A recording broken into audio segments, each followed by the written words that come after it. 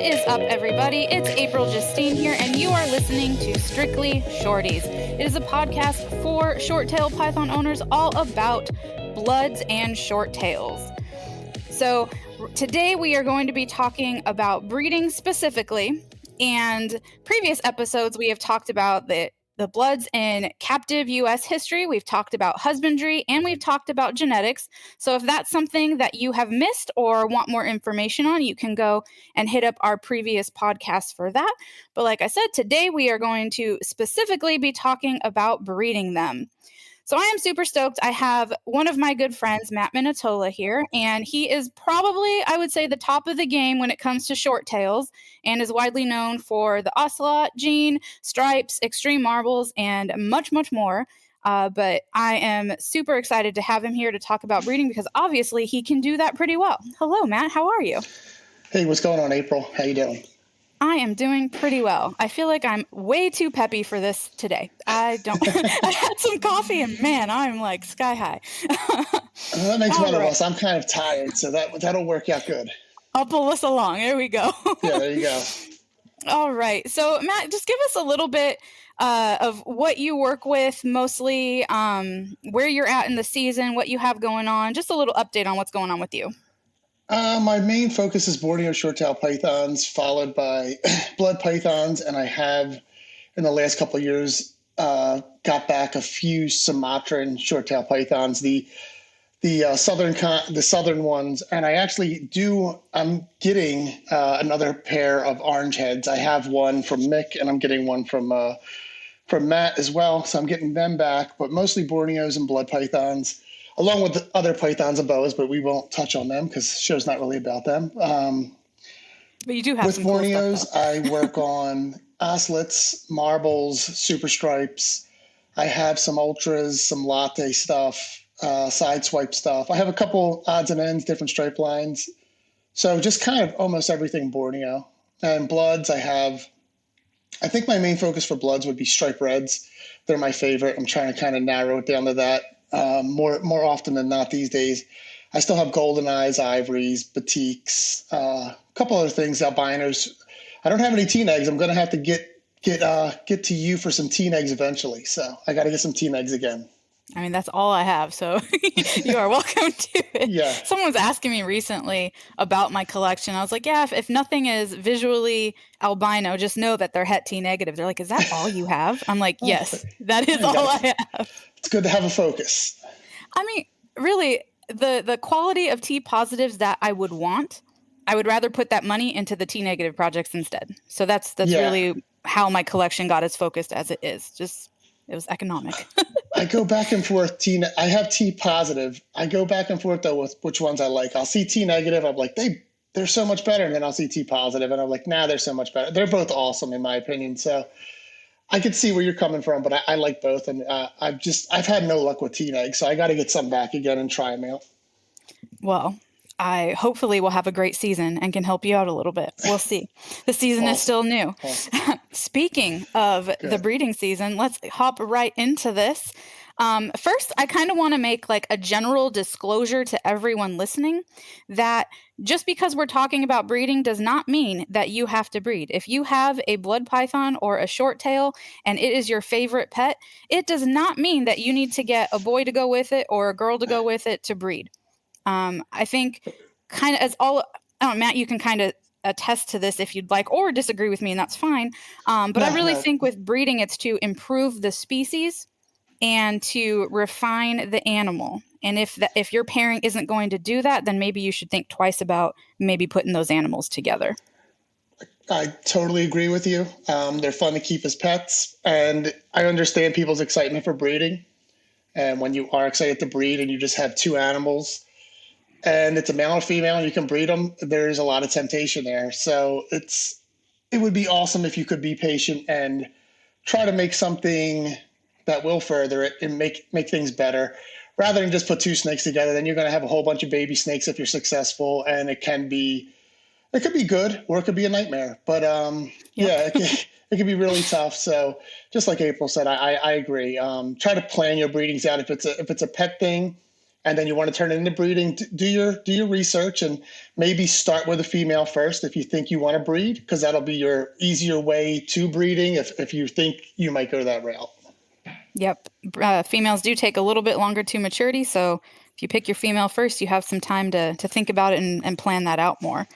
That is a great leeway into planning. Matt, when you are planning your pairings, what exactly are you looking for? Uh, Or generally, I suppose. yeah, it's I don't. So it's a complicated. I'm not someone. I do know people that just kind of look through their room a week before and decide I'm going to put this one with this one, this one with this one, and that does happen for me once in a while. I'll just suddenly see something that I might not have seen and change it up, but it's usually like the season before. I'm already picking what I want to pair to what, and it's usually depending if it's like an oslet breeding and I want to improve on something oslet wise. It just depends on the looks of the animal. If it's obviously starting to mix stuff up like a striped oslet, a striped marble, I'm just looking for what I think would look good together. What I see, the little things like stripes in the neck, colors, see if they go together well. Because usually when you breed them, for most things, you kind of get a spitting image of mom and dad for the most part, especially with Borneos. And then you get like some mixtures, you get some that are better. So it's fun. To me, it's not hard. Maybe to other people, it could be a real like pain for people, but I have a lot of fun doing it. So I don't know how to put it into words like what exactly it is, but I do take my time. I look at the pairings. I look at them in person a lot. I take a picture of all my adults that season, keep them in my phone, keep staring at them. And that's how I kind of just sit there at work when I'm at home and just keep looking at them and pairing them and putting them next to each other and seeing what could go best with each other. And I also have backups picked for them as well. For like, so if a male is just not locking up with a female, going with one, I kind of always have a backup, a back burner, because I don't breed everything. I have a lot more males. I actually have more males than females, and I don't breed everything in one season. That would just for Borneos or Bloods, if I bred everything, that would be a nightmare if it came true. There'd be lots of eggs. Yeah, if they all if I worked was out. successful. Yeah, Oh my goodness, it would be it would be crazy. so many. Yeah, it Oh would be. goodness. I've bred to the point where I've had over 100, not over 150, but between 150 and 100. And when I hit that, it was a lot of work. It was a ton of work, and it was good in the end. But I don't know if I would do it again, where I'm doing 140 of them or something like that. That's a lot. I think I would potentially lose the excitement of going into the snake room if I had to take care of that many babies that Yeah. pee every other day most of the Oh, time. yeah. So that's another thing. Don't breed everything all at once. No. Think that bloods potentially you might have. I had a clutch of 4 eggs, and that really sucks, but I also have a clutch of 22 eggs. So go for the max and plan that way too. Yeah. Um, and I think that's a great idea with taking pictures of all of the animals and kind of putting them next to each other. I didn't think about that. I think that's really great. Yeah. I kind of just stare, and you know your animal's usually pretty good. So if you just kind of know what they look like, and if you raised them, how they were when they were babies, and what was like, just kind of every little thing about your animal. And yeah, I literally, I use I got an iPhone. I use my notes. You can put pictures in notes, and I'll take pictures of all my males, and it'll say like 2022 breeding males, and then I'll take all pictures of females and keep them separate. And then I start matching them up. I make a whole nother folder and I match them all up. And there's a lot of moving around and thinking about stuff. And once in a while you'll go in your room and you'll just see you thought the female was ready or the male was even ready, and you're like, I just don't feel like they're up to it this year. So you cross that breeding out, you go on to the next one. So it's a lot, and you just can't be locked on it. If you see something go wrong, you don't think they're fed up enough, you think they're too heavy or something like that. If you have enough animals, obviously. I know I'm talking as if everybody has 10 pairs they can do, but it's better to wait than to just push one out. You know what I mean? Because you might have a real Yeah. bad situation if you just force it. I know it's hard once you're locked in to just turn it down, but it'll be worth it in the end if you wait a season or two. And I think too with that, I had actually it was a marble pair that I wanted to go, and either one of them is missexed or they just were not happy with each other. I still have to look further into this. But I didn't just throw that animal with a different animal. Like my plan is for the marbles, and I wasn't going to mix anything weird in that because that was my plan. And I just missed out on that season. I'll have to, revisit it and figure it out next time and see what the heck is going on. Yeah, yeah, and that's a pain too, especially that situation where you're not even sure. And I've been there. At one of my earlier breedings, I knew it was a female. It was a proven female by me, and it was a proven male. That's the funny part. And they bred together, and it was their second season together. And when I put them in, I didn't know any better. I would have thought they were two males. They were freaking out. The female was like, she was just thrashing, and the male was trapped in the corner. So I took them out immediately. I reintroduced them. It wasn't as crazy, but it was still pretty crazy. But I walked away for an hour. They were close to each other, but it still seemed bad. And I don't know if it was retained sperm, maybe in that little moment. But I didn't pair her up with anything else, and I got eggs that year. So it was pretty crazy. But it was a legit proven pair by me, and it was her second season, and she just was not having it. She was the one freaking out. So, yeah, that's kind of what was going on with my pairing. So I'll try it again. Actually, right now the male has somewhat of congestion, a little bit of an RI, so I'm not going to be doing that one. But yeah. I need to figure out something with the female, maybe get an ultrasound or I don't know, something, because popping a adult female is kind of slightly hard. That's I'm bad at doing the babies, so. Yeah. Okay, so we talked about picking out your pairings, and you kind of mentioned and alluded to the size and the age, and if a male or female isn't ready. So how big would your female or male have to be? And I'm kind of thinking too in kind of ball python realm-ish, because people, in ball python say when they get this pound or grams, not even pounds, when they get to this weight that they're good to go. And how does that relate with blood pythons? Is it the same or different? It's weird. I don't ever weigh any of my snakes for that. I have a scale. I don't ever weigh them.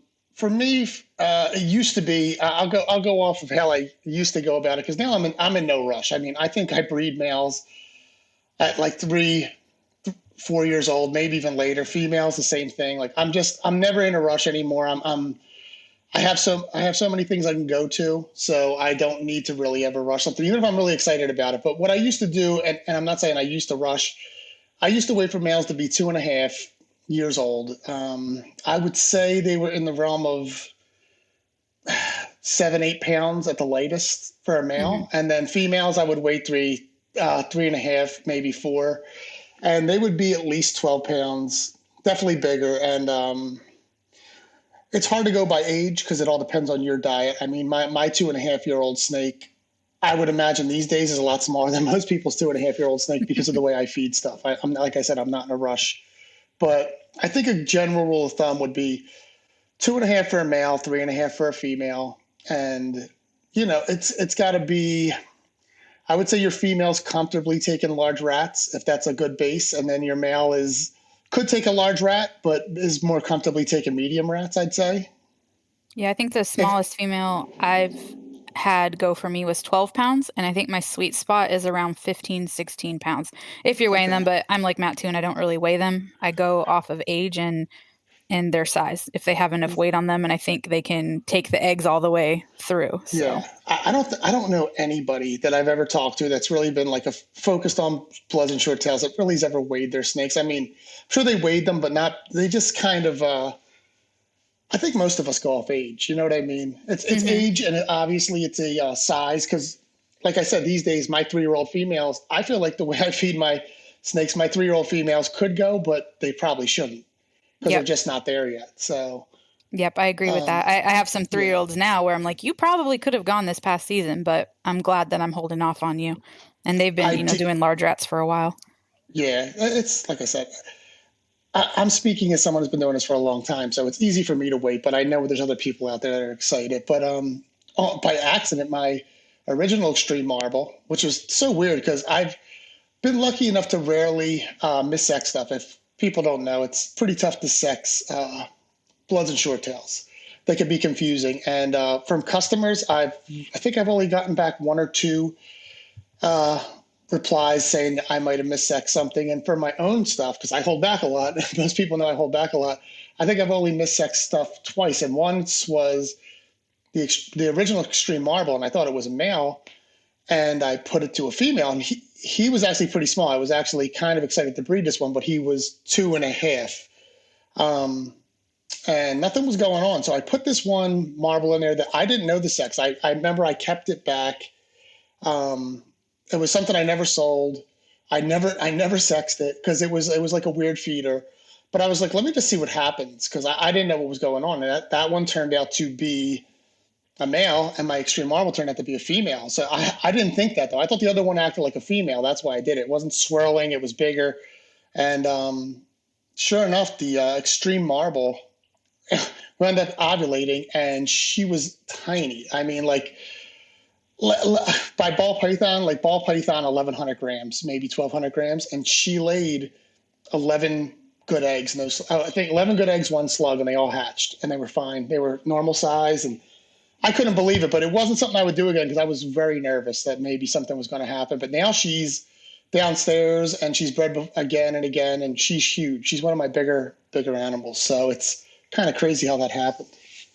So I have heard a myth before that if you breed them too small, that it stunts their growth. You can attest with this particular animal that didn't happen. No, that's definitely not the case, because she was very small, and she's one, like I said, I don't make my bloods real big anymore, my short tails, and she's one of my bigger ones without me trying that hard. She's very big.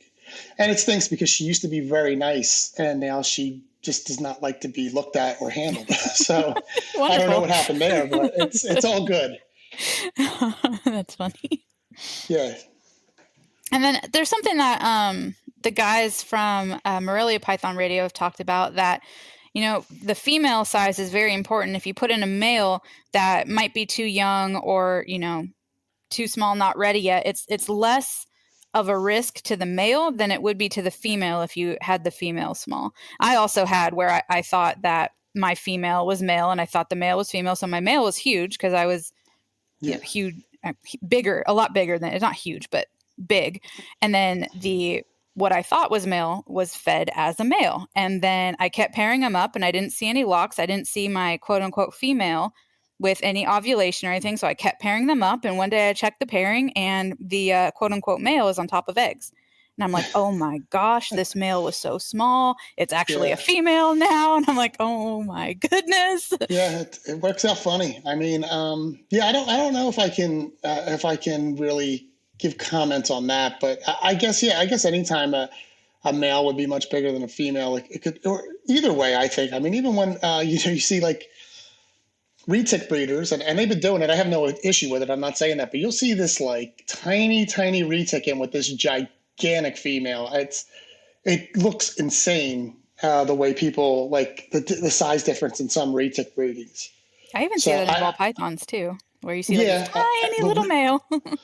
I mean, sometimes the retics, I've seen people go, that retic's breeding, and I'm like, what's it right now? And they're like, yeah. And you look in there, and there's like, it's like the male's perched on the female's tail. Like, that's how small. I'm not even kidding. I've seen some tiny stuff. So I'm sure it's a risk, and I'm sure there's been accidents and unfortunate things, but it seems like they might have it dialed in and they got it right. I don't think you'll ever have that much of a problem with short tails. I don't think you can put something too small in there to the point where it would look that bad, or hopefully have an accident or something unfortunate happen. Yeah, I just worry more about if the female's too small that they're going to get egg bound or something's going to happen to them. Or they just don't bounce back really well. Because, I mean. I gotcha. Yeah, I've had a female. I weighed her beforehand, and I think she was at the small end and was like 12 pounds. And once she laid eggs, she ended up being 7 pounds. So, I mean, you got to think like it takes a lot out of the animal. Yeah, they're like flat tires when they're like I've bred other species, and bloods they're so drastic looking once a female lays. It's insane really how flat and just skinny and run down looking they are. Yeah, she's like, what did I do to my animal? Yeah, that's another thing. That's an important thing. If you love your animal, it's a trophy showcase. It's your pet. You have a name for it, and you want to keep it safe, and you know that, don't breed it. because when Yeah. you breed it, it definitely enters a risk, whether it's a male or a female. There's a ton of risk in it. So if it's your absolute baby, you have it in its perfect cage, its perfect temperament. It's not saying you don't breed, but just don't breed that animal. I'm not saying it always goes bad because it doesn't, but that's a way it can go bad for you. It's like a really dramatic statement is that breeding is the most dangerous thing that you could possibly do to one of your animals. Yeah, and it's what they're kind of here to do. I know. But so much can go wrong, and it's It really really can. there's a lot that's out of your control. So it's it's a risk. Yep. All right. So, all the bad stuff behind us. Hmm. When do you start pairing your animals, and can you actually pair them like year round? Is that a thing? Okay, so what I usually pair my animals mid to late October. This year was weird because I moved. I pretty much took a year off before I moved. I did breed one thing, and it I paired one animal, and I got eggs. So I really didn't take off a full season. But I moved, and I was off to a little bit of a late start in this house. So I actually paired late December, but all of my actual females that laid the same time they would lay at my old house. So uh, as far as breeding all season long, I've heard people doing it. I've heard people starting as early as September. I've heard people starting as late as January. I'm sure it's been all in between, but I've never tried earlier than October, and I've never paired anything later than the end of December. So I'm sure it just seems like with so many species now, not all, but you can almost pair things all year long. I would say Bloods and short tails aren't the most difficult species to breed, and they fit with the mold of like you. There's probably people that I would say breed them all year long. Probably so. I kind of had the same pattern as you, where I tried to breed them. Normally, I breed them at Thanksgiving. That's Okay. my time period is Thanksgiving. So I'm like, well, let's try early October this year and see what happens. And one of my females did lay eggs early, and I got babies hatching, a couple weeks ago. And everyone else has kind of just aligned with what the room normally does and what my collection normally does. So I probably won't, experiment with that again, because it just seems like I'm Yeah. trying to force something that just it's not necessary. So yeah, Yeah, I got you. that was my Well, experience. what I was going to add on is like so what I mean by all my females go at the same time. So everything of mine usually drops late March to pretty much late April to late April in that time window. They sometimes I see some May eggs and stuff like that, but I bred one animal that I didn't produce, or it's not mine all the way. It's it's an ultra I got from Ryan Rumbly, and I thought she just didn't take. And then, sure enough, I went in to clean her I think a week or two ago, and she ovulated. So she's a little bit on the late side, and I usually never see late stuff. But like I said, it's one that I didn't raise, and maybe that's why she just went differently or just took different. Like I said, I do have some odds and ends that will go a little later, but usually my Borneos especially they always drop between late March and late April. But my bloods are kind of there's no rhyme or reason to them. They're kind of all over the place. I get scattered clutches throughout the year. They've never like caught a time window with me. But like I said, my Borneos have always been in like a certain time window. Okay. Do you think like the ultra that you got from Ryan, do you think that's because it hasn't been in how long has it been in your collection?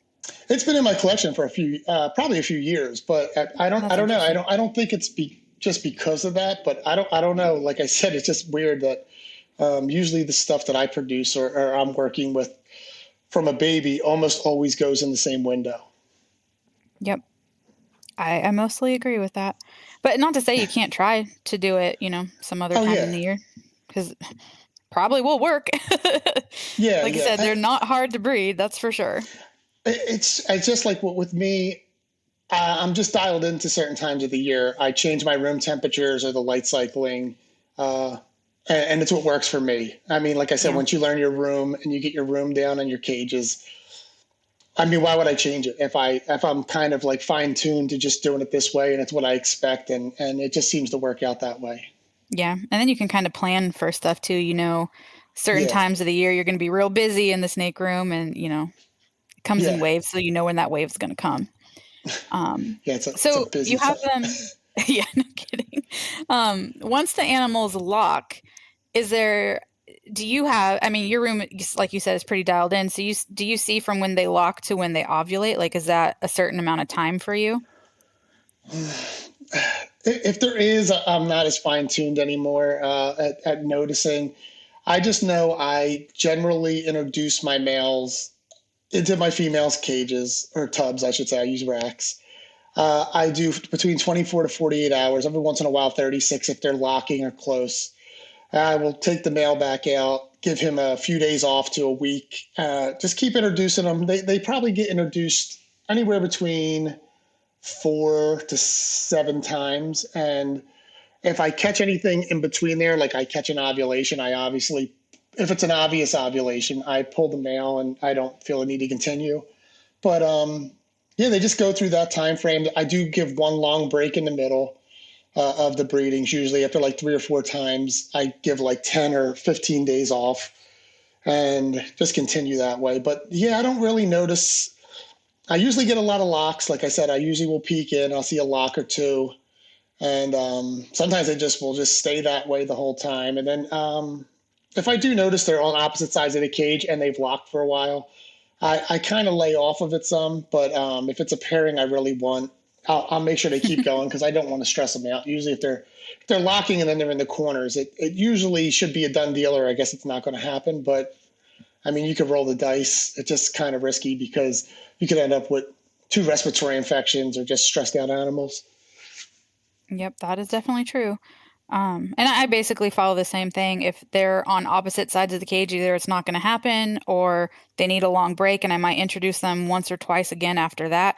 But if they're still not showing any interest, I just let it be and it's fine. And honestly, most of the time, they do sneak attacks and they did lock, and I just didn't know it and I Yeah. didn't see it. So, Yeah, that's what I mean. It is weird. You'll see some never even near each other, and the deal got done. So somewhere yep. along the line, I mean, I'm not down there at 4 in the morning peeking in my thing. So maybe that's the time they need their alone time, and then 4 in the morning or while I'm at work, that's when it happens. So And then a lot of people ask, what does an ovulation look like? And or how do you know if there was an ovulation? And if you see one from a short tail, there's no way you don't know. It looks like they swallowed a football. And like I'm not exaggerating when I say that.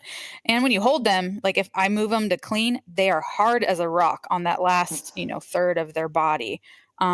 Is there certain things besides that you identify as yes, that is definitely an ovulation?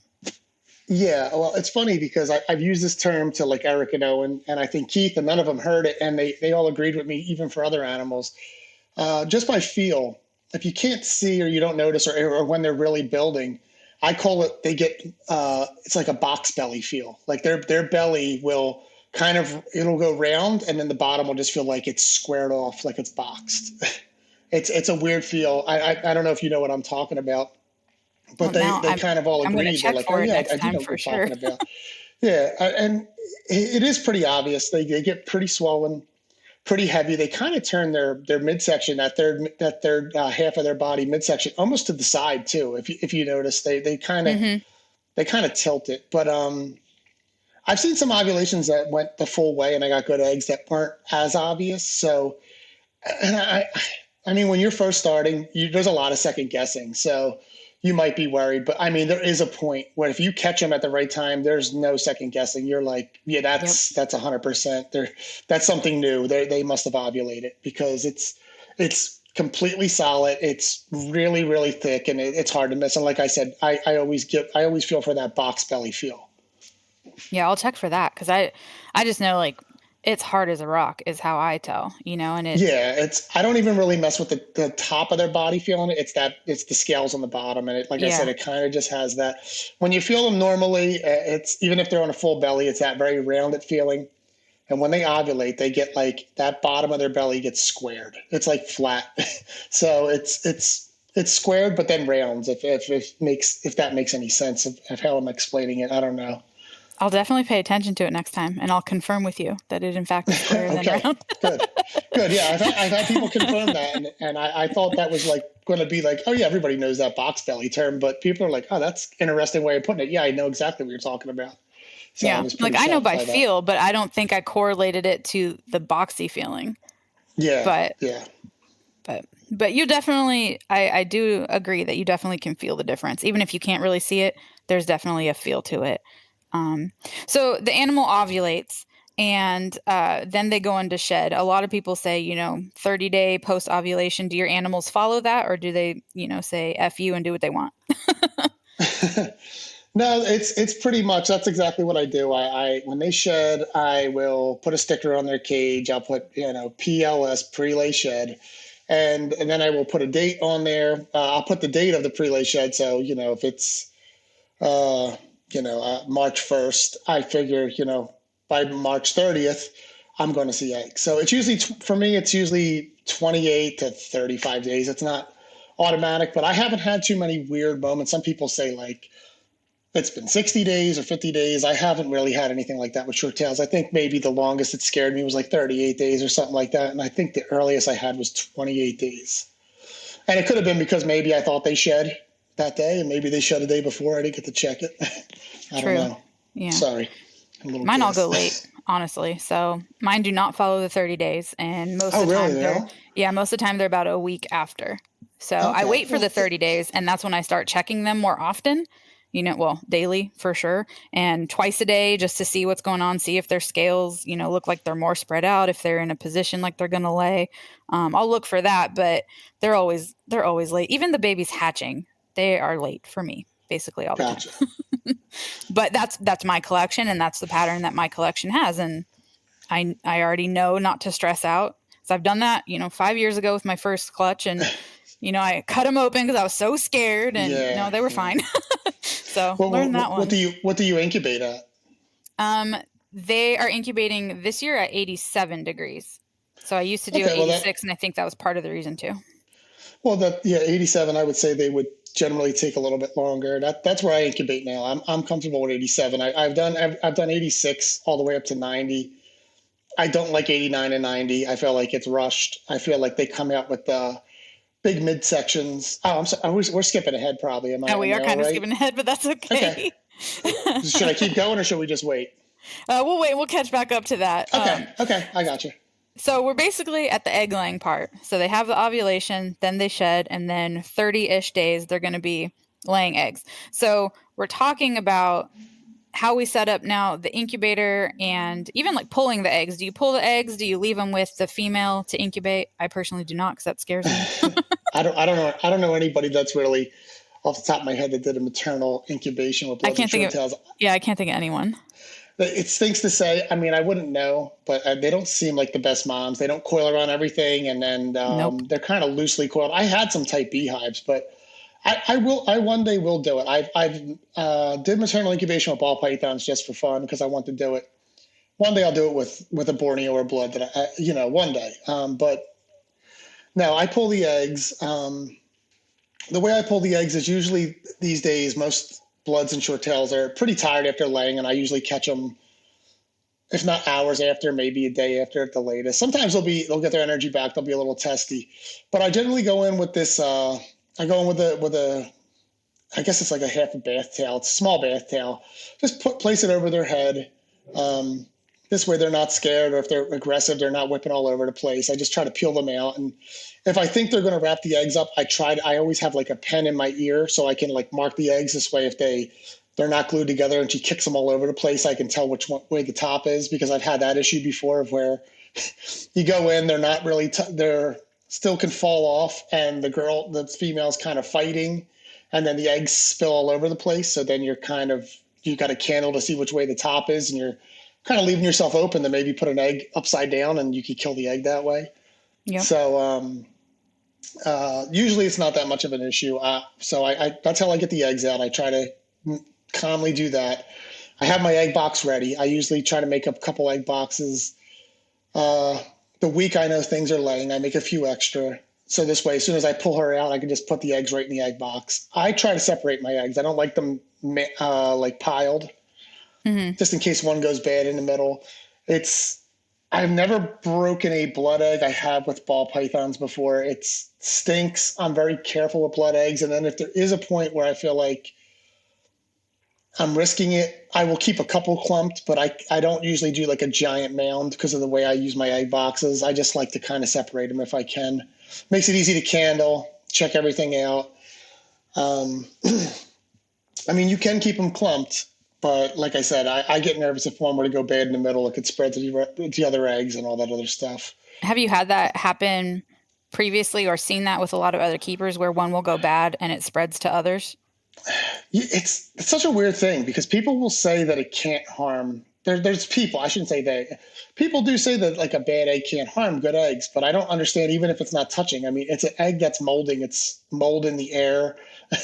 And if it's touching the egg, why wouldn't it be able to run onto the egg? And I believe in my younger days with ball pythons, I have had that. I mean, maybe the egg was destined to go bad, but I think they were together or like, glued, but right next to each other. And Hmm. one would rot and I wouldn't peel it off yet. And then the other one would start getting mold and rotten on there. And then I would lose that egg too.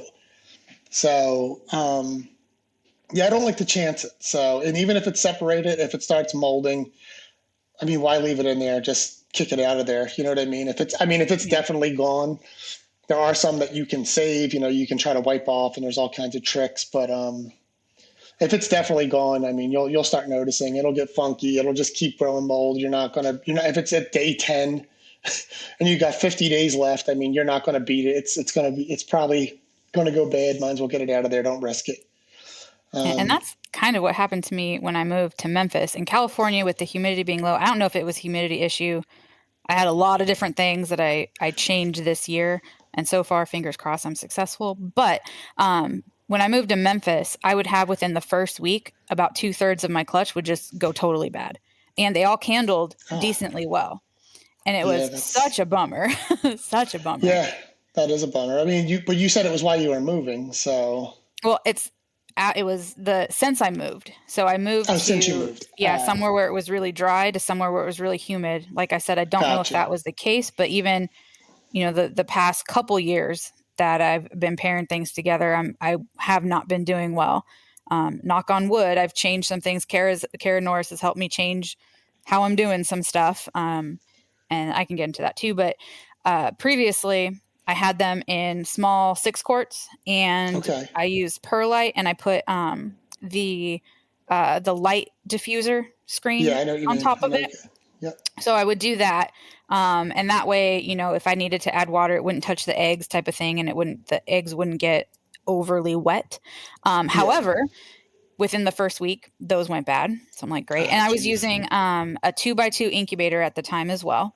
Okay. So what we kind of thought is that perhaps the incubator was too small, and if there was a slight change in temperature, it wasn't able to account for that. And so the eggs itself also had high swings in temperatures. And so I did larger egg boxes. I did really deep, like 3 to 4 inches of vermiculite. And now they're on the vermiculite directly. I measured 1-to-1 vermiculite to water. So if it was a Okay. 1,000 grams of vermiculite, it was 1,000 grams of water, and that has so far worked out well. Oh, really? Um, Yeah. and yeah, like the tub boxes themselves, they're 19 quarts and they're tall. So the vermiculite comes about halfway up as well. And then I upgraded my incubator as well to like one of the Coke dispenser machine type things that Gotcha. has been fitted with heat tape and whatnot. And then just keep Yeah, that at 87 degrees and go for it. So, you go a whole different egg box route than I do. okay, what do you do? So I don't know the exact. I love these boxes. They still sell them. It's a Sterilite tub. I would say they're like 16 or 18 quart, but they're snap lids. They have like these snaps on the end, so that like locks them down. That is what I have, and like a Um, foam inner circle that seals them. no, there's no sealing. Oh, okay. It doesn't seal them, but it snaps and it's pretty airtight. And the bottom is real smooth. There's no like edge. There's like not a lot of edges. I don't know what it is. I think they still do sell them. Um, but I fill that up with. I used to be real meticulous. I used to weigh everything. I use vermiculite. I go straight vermiculite, eggs in the vermiculite. That's how I do it. I never use the light diffuser. I have no experience with perlite, so Well, I do not. I 10 tried out of 10 perlite do one not time and recommend. Yeah, perlite felt heavy to me. I tried one time, and I incubated a buddy's retix eggs, and he had perlite, and it just seemed heavy to me, and I couldn't judge it. So I like vermiculite so much better. It's an old school thing, and it's not broke, so I don't fix it. I keep it that way. Sure. But I fill the tubs up with, I don't know what the weight of the things there anymore, but I used to do, so whatever the vermiculite was, so say I used 1,000 grams, I would do 500 grams of water. So I do the opposite. I Okay. would do half. But so now I fill it up almost the full length of the tub. I leave a decent amount of room. I guess I fill it up a good amount. It's a pretty deep layer of vermiculite. I just have this cup I've always used. It's like a good luck cup. It's a 76ers cup from way back in the day. It's got Iverson on it. I had it from a game. It's like a thing. I'm not superstitious, but I've always used it, so I still have it. It's a white. The edges are white, but they're like yellow now. There's just nothing you can do about it. So, but I know a point to fill it to. It's almost like 3/4 of the way up, and that's the perfect amount of water. And I touch it. I go by feel the way it clumps, and then mix it real good with the water and all that stuff. So I would still say it's half water by the weight of vermiculite. I put a little thin layer, a dry layer on top, and then I push the eggs in a little bit, like I guess a 1/4 inch. I don't bury them. I just put them in a little bit, and I've done all short tail bloods and short tail eggs. I did chondro eggs that way. I think chondro breeders were ready to kill me because they seem to do like water and all this crazy stuff. And I'm like, I'm going eggs right in the vermiculite, and they hatched. I did retics that way. I did ball pythons that way. So I just like it that way. It works out, and I have a very old, but it still works very good. Habitat Systems incubator, which is very expensive, and it's a big one. I do 87 degrees now on that, and I also have an Animal Places incubator, which I did use and it worked great. But it's kind of my quarantine thing, so Mm-hmm. I put that in a spare bedroom, and the bedroom's not going to have heat, and I use tubs, so that's kind of where animals go to quarantine for a couple months now. So if I ever needed it, I could use it, but same thing in that though. I would go 87 and it never failed me. So, and that's a pretty big one too. That's like both are over 6 feet tall, so they can get a lot of clutches in there.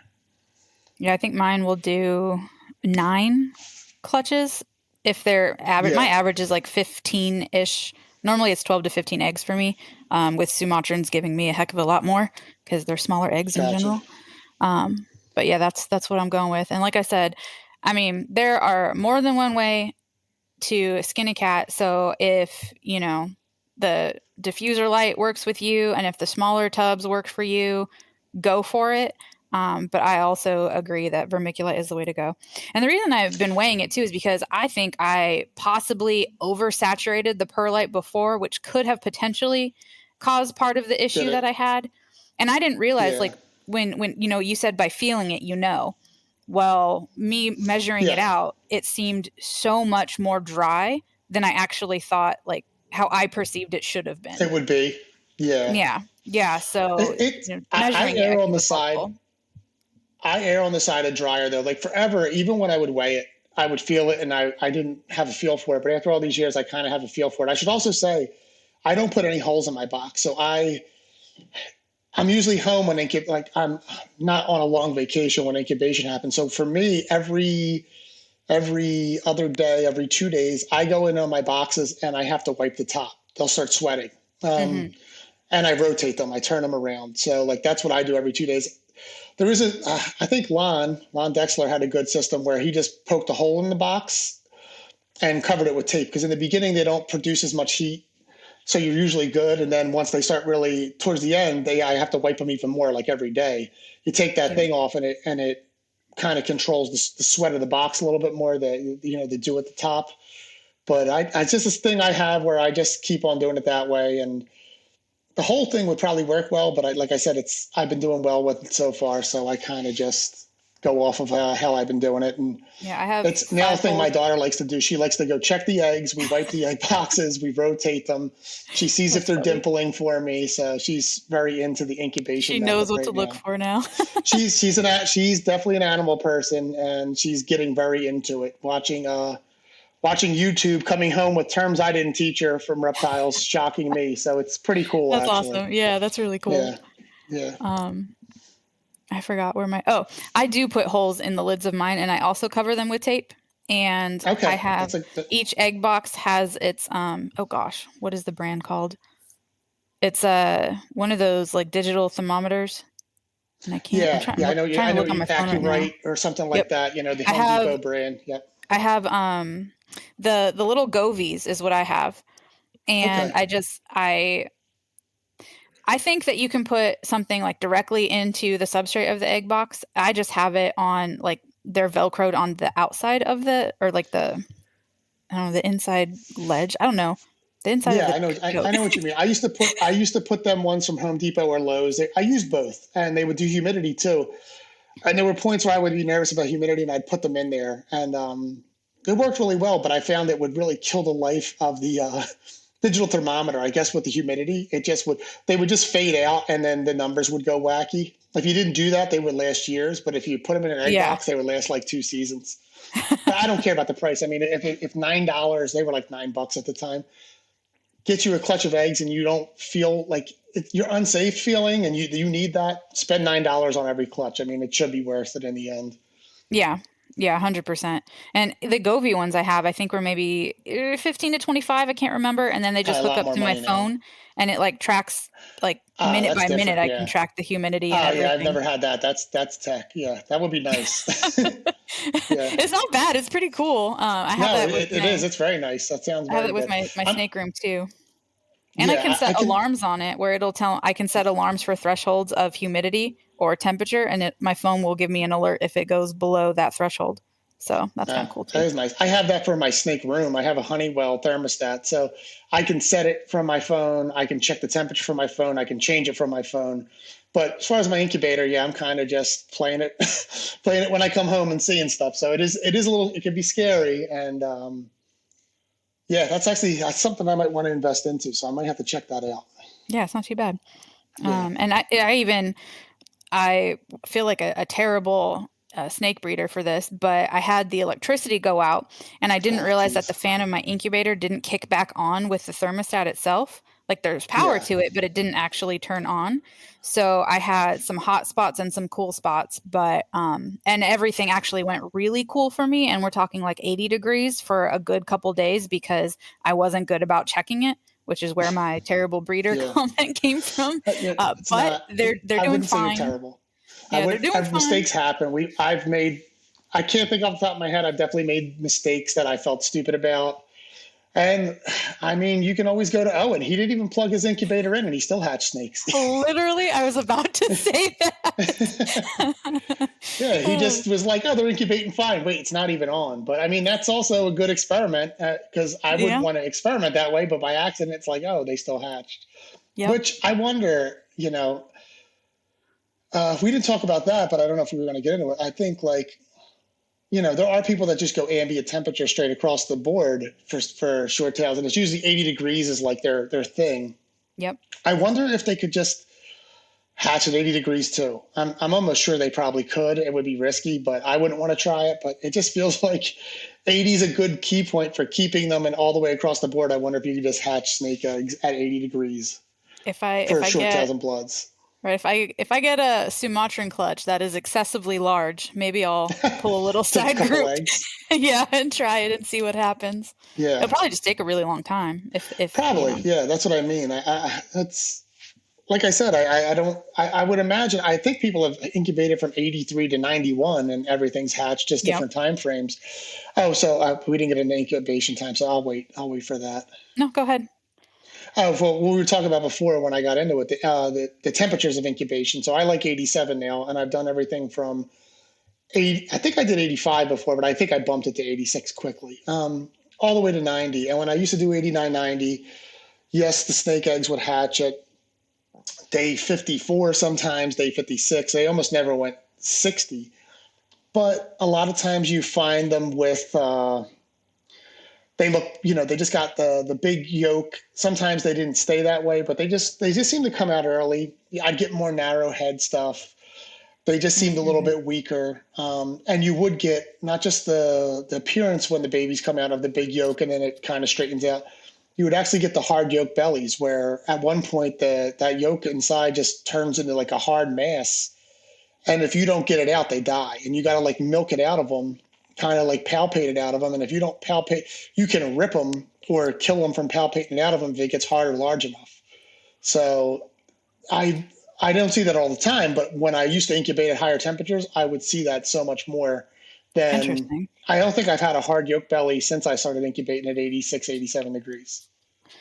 And I have noticed just with when people post pictures of their baby, and no one in particular, but sometimes you see where it's very thin at the neck, and then, where their yolk would be absorbed, it seems to be a lot bigger and heavier right That big there. mass. Yeah, Mhm, yeah. yeah, and not that it was hard necessarily, it just seems like they just seem disproportioned in a way. Yeah, and sometimes they straighten out. And sometimes that happens. That can happen at any temperature. It could be something that has to do with the clutch or the breeding, possibly. It's not, I'm not saying I don't have proof or done any research to know if it has to do with high temperatures.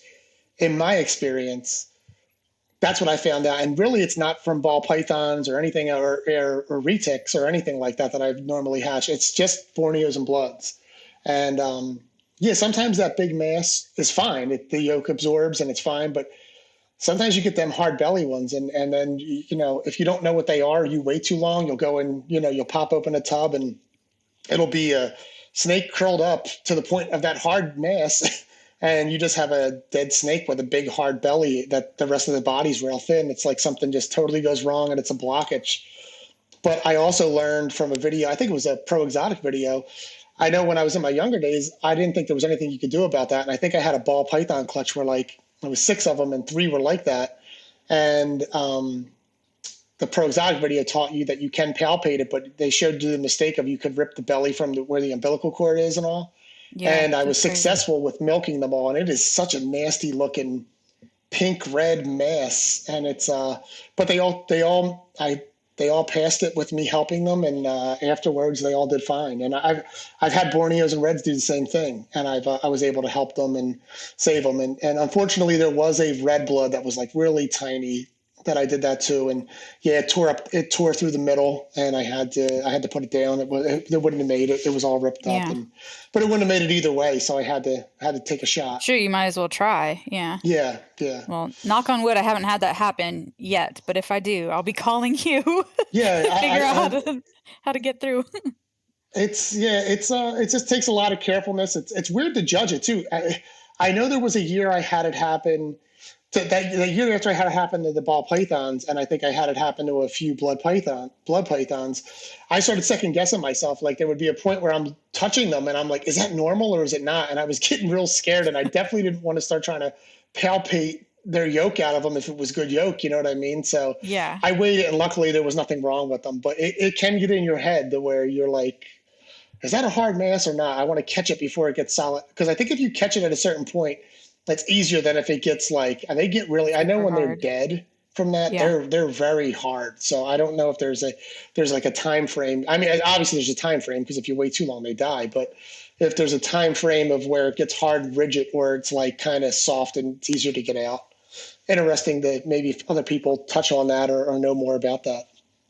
Yeah, if you guys are listening and have experience with that, please comment or email me, Yeah. and then give me more information so we can talk about that more. And we kind of touched on it a little bit, but do your eggs hatch within the 60-day range at 87 degrees?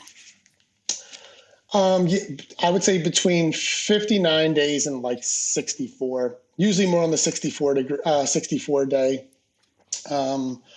mark. Now that I'm doing 87, I don't mind waiting the Okay. extra time. Like I said, I let stuff start pipping or slicing up the egg, and then if I do cut an egg, I cut a little triangle of like a flap of a window, and it's only if I see some heads poking out, a whole snake out, or there's a Yep. couple with slices in it. If I catch one egg with a slice in it, I don't go in there and start cutting everything up and checking. Or if it gets really late, I think if it surpasses like, I think, what was the last time I had something bad happen? I think it was like day 70. So I started taking a couple eggs and cutting the little triangle, not like cutting a triangle out, just like 2 slits so you can peek in and out so the egg can close, Yep. just to see and make sure, something was in there It moving gives them an around. out just in case maybe they developed without an egg tooth or something and they were stuck. Yeah, Or yeah. that's I used to basically. do the egg cutting thing where it would be a certain amount of time. I would be day 60. I was incubating at like 88 or 89. I would cut a circle, or I'd cut a little window, like more than a window, like not a flap, but cut it open. But I would never dig my finger. And we all know who does that. I don't have to mention names, but I would never dig my finger in and all that stuff. But I mean, nowadays, like I said, I like to see the heads pop out. I'd rather them come out naturally. I think it's just so much better, because I know when I did cut the eggs open, there could be something that came out prematurely, and I think there was, because they would just seem weaker than the rest. They would move around funny for a couple days, and I mean, they would kick on, but it's just not. It wasn't worth the risk of waiting a couple more days. I mean, like I said, I know it's out of excitement usually when people do that, and I hope that the racing days are over of like I have to cut them open because I need to be the first to show this one. But I'm sure which is silly. Yeah, it is silly. I mean, but like I said, I don't think I cut them open to race. I cut them open because I'm like a kid at Christmas, and I want to ruin my Christmas by finding my presents. Like that's kind of right. You get so excited. And I realize I'm an adult, and I can't wait 2 to 4 more days, and I'm risking snake eggs. So I stopped that probably, I would say 5-6 years ago. I just stopped doing that. Yeah, I've noticed when they do like the first little slit, and even when their heads are out, it still takes, a day or 2, sometimes even 3 for all of them to fully get out. It drives you nuts. Mm-hmm. It drives you nuts, but it's also fun in a way, like I said. Like, what do you look like in there? Come out. Yeah, really. Yeah. Well, that's about as far as I want to go for this episode. So thank you very much, Matt. I think next episode, which will be next month, I want to talk about starting the babies, and then how to pick holdbacks, or just how to pick, if you want to buy a snake, like what are you looking for the outcome? We know bloods and short tails can change drastically over the first 3 to 4 years of their life. So we're going to talk about how to pick one to get the look at maturity that you're looking for. So that'll be next month. So keep an eye out for that. Thank you again, Matt. I appreciate your time and all of your knowledge. Thank you for having me, April. This was awesome. I'm glad you wanted me on here. Absolutely. All right, guys, and that's it, and we will catch y'all later. Thanks, everyone, for listening. Please feel free to give me a follow on Facebook and Instagram at Bloods by Design. Tag me in your blood python photos at Bloods by Design, #Strictly Shorties, so I can share all the awesome animals you listeners have. And if you have any questions, people you want to hear from, or topics to discuss, you can email those to bloodsbydesign@gmail.com. And of course, this podcast is supported by the NPR Network. If you want to get a hold of any of the guys at the NPR Network, you can email them at info@moreliapythonradio.com. You can follow them on all the socials, and of course, subscribe to the NPR Network YouTube channel. They have a Patreon where you can support all the NPR podcasts, just like this one, as well as merch. And all of that can be found on their website, moreliapythonradio.com. Thank you, everyone, for listening. We'll catch you next month for more Strictly Shorties.